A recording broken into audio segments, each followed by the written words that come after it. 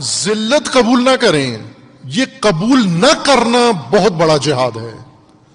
عزیز من، میں نہیں کہتا ہوں سب بندوقیں اٹھا لیں، سب تلواریں اٹھا لیں، البتہ جب وقت آئے تو ضرور اٹھائیں، جب دشمن آپ کو مجبور کر دے اسلحہ اٹھانے پر تو اس وقت ضرور اٹھائیں، لیکن اگر توق گردن سے اتارنا ہے، زنجیریں توڑنی ہیں، اپنے بیڑیاں اپنے پاؤں سے اتارنی ہے، ذلت کا سایہ اپنے سر سے ہٹانا ہے، اطاعت ترک کر دیں۔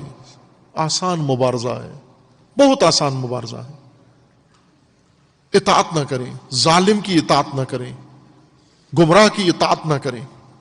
اور یہ جو آپ کو ذلت منظور کروانے، ذلت تسلیم کروانے اور ذلت کے لیے تیار کرنے آتے ہیں، ان کا استقبال کیسے کریں؟ جب کوئی ذلت کا نمائندہ بن کر آپ کے پاس آتا ہے اور اسیروں کو آ کر یہ کہنا چاہتا ہے کہ میں آقاؤں سے تم غلاموں کے لیے مزید کوئی سہولت لے لیتا ہوں، یہی ہوتا ہے نا کہ جب ایک غلام قوم، ایک اسیر قوم، ایک پابند سلاسل قوم کے پاس کیا لے کر آئے ہو تحفہ، کہ میں ظالموں کا نمائندہ بن کر آیا ہوں، ظالم سے تمہارے لیے کوئی سہولت لے کر آتا ہوں، کیا کرنا چاہیے اس کے ساتھ؟ ایک تو ہمارا تہذیب کا طریقہ کار ہے کہ جو بھی کوئی ذلت کا پیغام لے کر آئے، یہ تہذیب، دین نہیں کہتا، تہذیب ہماری ایسی ہے، جو بھی ذلت کا پیغام لے کر آئے، ایک تو اس کے منہ پہ تھوک دیتے ہیں، جوتوں سے اس کا استقبال کرتے ہیں کہ تو یہ لے کر آیا میرے پاس۔ اور ایک دین ہمارا طریقہ ہے عزیزان، سکھاتا ہے ایک دین۔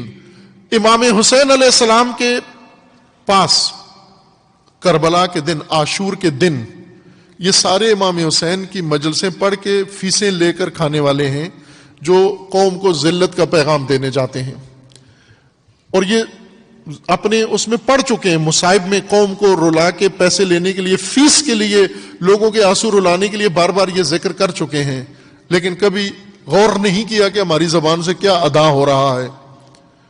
کہ شمر سہولت لے کر آیا علی کے بیٹوں کے لیے، ام البنین کے بیٹوں کے لیے، معافی نامہ لے کر آیا عبید اللہ ابن زیاد سے، اس نے یہ کہا کہ یہ میرے قبیلے کے لوگ ہیں، میری قوم کے لوگ ہیں، حامی بن کر آیا، اور عبید اللہ نے لکھ دیا کہ عباس اور حضرت عباس کے 3 بھائی، ان کو اجازت ہے، انہیں کچھ نہ کہا جائے، انہیں کچھ نہ کہا جائے، یہ جان کی امان ہے، امان نامہ دے دیا گیا۔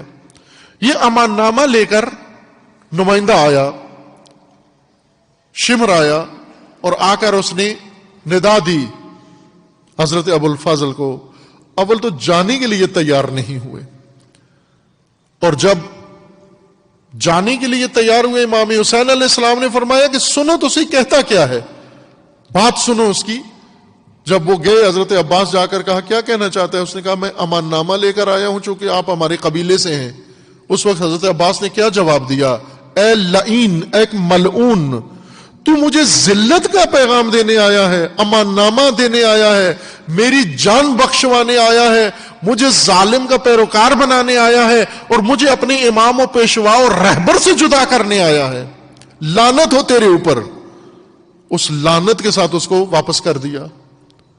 وہ غیور ملتیں، ذلت ناپذیر ملتیں، عزت والی ملتیں، جب یہ نمائندے آتے ہیں ظالموں کے نمائندے بن کر، ان کو یہ پیغام دیتے ہیں، نہ کہ ان کے ذریعے سے ٹھیک ہے ہم کشمیر کے ساتھ خیانت کے لیے تیار ہیں اگر حکومت ہمیں، مودی ہمیں یہ سہولت دے دے۔ یہ خیانت ہے، یہ وہ تمام شہداء کے ساتھ خیانت ہے جو 70 سال میں جن کا خون گرا ہے، ان ماؤں کے ساتھ خیانت ہے جن کی عزتیں لوٹی گئی ہیں، ان خواتین کے ساتھ خیانت ہے جن کی عصمت دری کی گئی ہے۔ وہ تمام حق ضائع کرنا ہے۔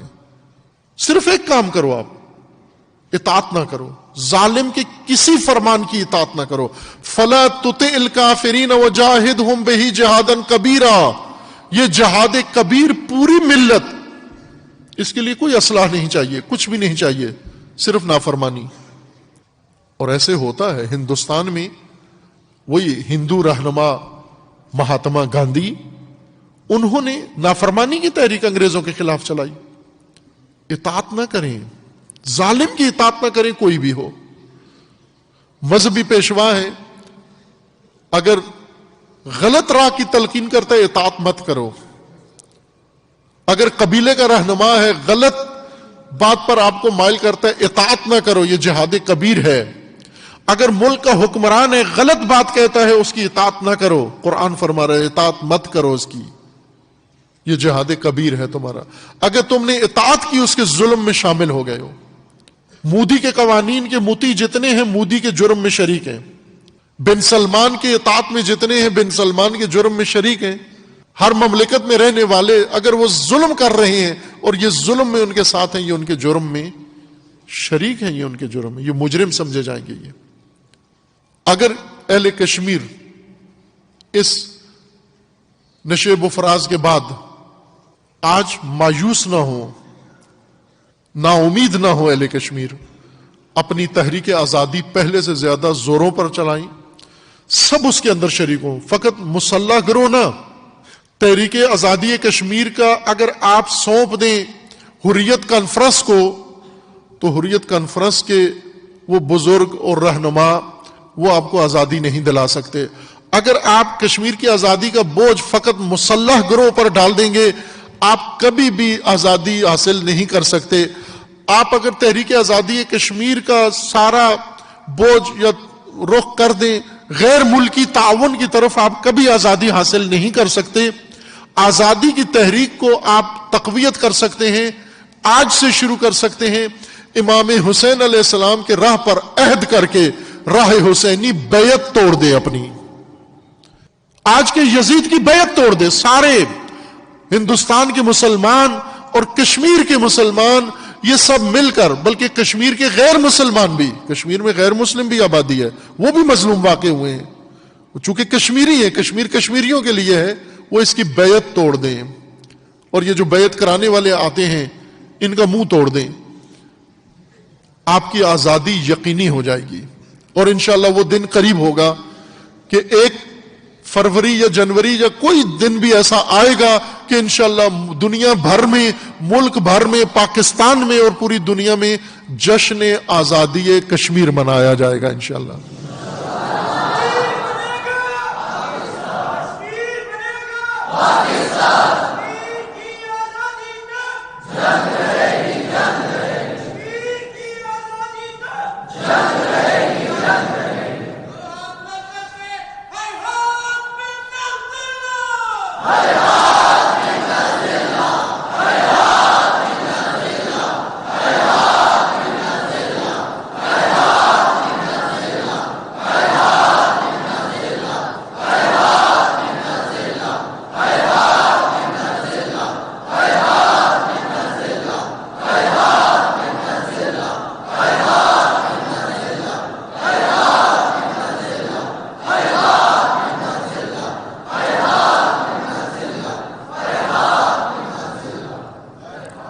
انشاءاللہ اگر راہ امام حسین پہ چل کے انشاءاللہ اہل کشمیر اپنی آزادی کی تحریک چلاتے ہیں، ان کا ہر شہید شہدائے کربلا میں شمار ہوگا، ان کا ہر مجاہد مجاہدین کربلا میں شمار ہوگا، اور ان کی تمام خواتین انشاءاللہ وہ مخدرات کربلا کے ساتھ انشاءاللہ شمار ہوں گی. اور کربلا وہ میدان ہے جس میں شکست موجود نہیں ہے. مر جائیں تو بھی شکست موجود نہیں ہے، بچ جائیں تو بھی شکست موجود نہیں ہے. اگر سب مار کے لاشیں گرا دیں اور یتیم بچے اور بیوائیں بچ جائیں، وہ بچے بھی اطاعت کے لیے تیار نہیں ہیں، وہ بیوائیں بھی اطاعت کے لیے تیار نہیں ہیں. یوں نہیں کہ اگر گھر کے اندر ایک لاش گر گئی تو باقی سارا خاندان تسلیم ہو جائے باقیوں کو بچانے کے لیے. کربلا یہ راستہ نہیں ہے. کربلا ان شہیدوں کا خون بیچنے کا راستہ نہیں ہے، ان کا فروخت کرنے کا راستہ نہیں ہے، سہولتیں لینے کا راستہ نہیں ہے.